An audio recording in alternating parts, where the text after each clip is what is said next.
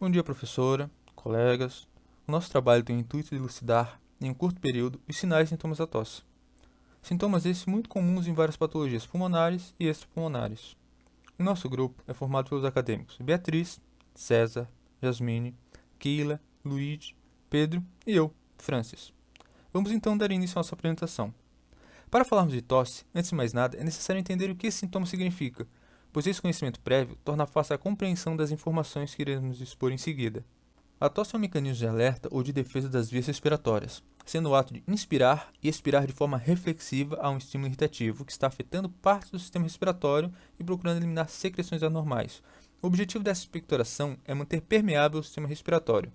Entretanto, existem alguns casos onde a tosse é pouco produtiva ou até mesmo improdutiva, a famosa tosse seca, que é caracterizada pela ausência de expectoração. Ela pode ser causada por diversos fatores, que iremos abordar ao longo da nossa apresentação. Mas um fator interessante que eu gostaria de mencionar é o emocional. Um dos primeiros estudos a respeito da tosse psicogênica foi o Sickness Impact Profile, que data de 2002. Esse estudo sugere que, em alguns casos, a tosse seja proveniente de fatores psicológicos e não patogênicos. Gostaria também de pontuar que os estímulos citados anteriormente podem ser de natureza inflamatória, natureza mecânica, natureza química ou até mesmo térmica, e aqui podemos ver exemplos de cada um. Falando em provocar a tosse, quadros como embolia pulmonar, sinusite, asma brônquio estão entre as patologias que afetam o pulmão e as vias aéreas. Mas é necessário lembrar que fatores não pulmonares também causam esse sinal, como medicamentos, presença de algum corpo estranho ou até mesmo alguns tumores na região do mediastino. Aqui observamos que a tosse pode ser classificada de acordo com a sua duração e característica.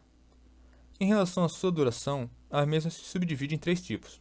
A primeira é a tosse aguda, onde a permanência do sintoma não excede o período de 3 semanas. A experiência clínica indica que a maioria das causas de tosse aguda são infecções virais, quando se trata de vias aéreas superiores, em especial o resfriado comum.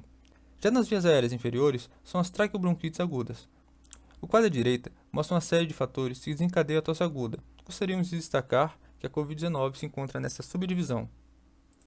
Indo adiante, no primeiro consenso brasileiro de tosse realizado em 1997, foi determinado que tosse com duração superior a 8 semanas era classificado como tosse crônica. Entretanto, no consenso norte-americano de tosse, publicado em 2006, foi proposta uma nova classificação, na qual a tosse com duração superior a 3 e inferior a 8 semanas foi definida como tosse subaguda. Os autores desse documento destacam a ausência de publicação sobre a etiologia da tosse subaguda e reafirmam que as orientações de manejo são baseadas na opinião de seus integrantes. E segundo a diretriz norte-americana, uma das causas mais comuns de tosse subaguda é a tosse pós-infecciosa, ou seja, aquela que acomete o paciente que tiver alguma infecção respiratória recente. Resumindo, a tosse subaguda é a exacerbação da doença pré-existente. E por último, chegamos à tosse crônica, que tem duração superior a 8 semanas e pode ser desencadeada por uma série de fatores, como pode ser visto no quadro à direita. Já à esquerda, podemos observar a subdivisão que é feita de acordo com algumas características. Listadas aqui temos tosse seca ou improdutiva, é aquela que não acompanha a expectoração. Já a tosse produtiva que vem a seguir é aquela que tem expectoração. A tosse rouca ela é mais comum nos tabagistas, sendo indicativa de laringite crônica ou aguda. Já a tosse metálica, uma tosse mais áspera, sabe, aquela tosse de cachorro, ela indica um edema na laringe e nos tecidos circundantes.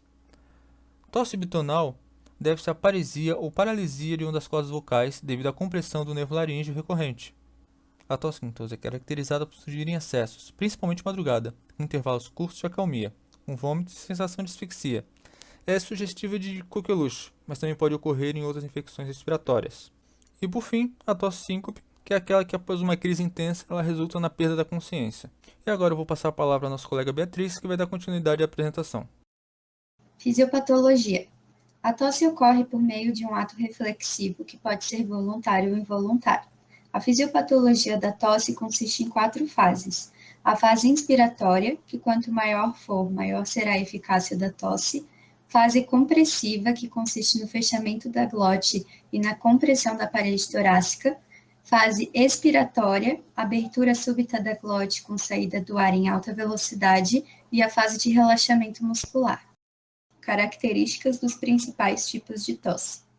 A tosse seca frequente é comum em viroses, pneumopatias, alergias, ansiedade e uso de medicamentos inibidores da enzima de conversão da angiostensina. A tosse crônica produtiva é comum em bronquiectasias, tuberculose e bronquite crônica. A tosse matinal com expectoração escassa é comum em fumantes.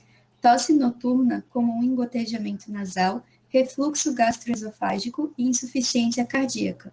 Tosse com sibilo é comum em broncoespasmos, asma, alergia e insuficiência cardíaca. Tosse com estridor, comum em obstrução traqueal. Tosse associada à ingestão de água ou alimentos é comum em lesão do esôfago superior. Tosse seca com dor empontada em um hemitórax, comum em pleurite e pneumonia. Tosse com expectoração hemoptóica, comum em pneumonia, tuberculose, câncer broncopulmonar, infarto pulmonar e bronquiectasia. Tosse quintosa, comum em coqueluche e outras infecções respiratórias.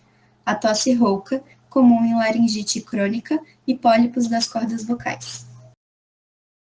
Para uma boa anamnese da tosse, é importante perguntar a data de início e o tempo de duração, a frequência da tosse, se ela aparece durante todo o dia ou só em algum momento do dia, sua intensidade, numa escala de 0 a 10, sendo 10 a mais intensa, tonalidade, a tosse é rouca, bitonal ou afônica, período em que a tosse predomina e se o paciente é tabagista, se sim, há quanto tempo e quantos cigarros ele fuma por dia.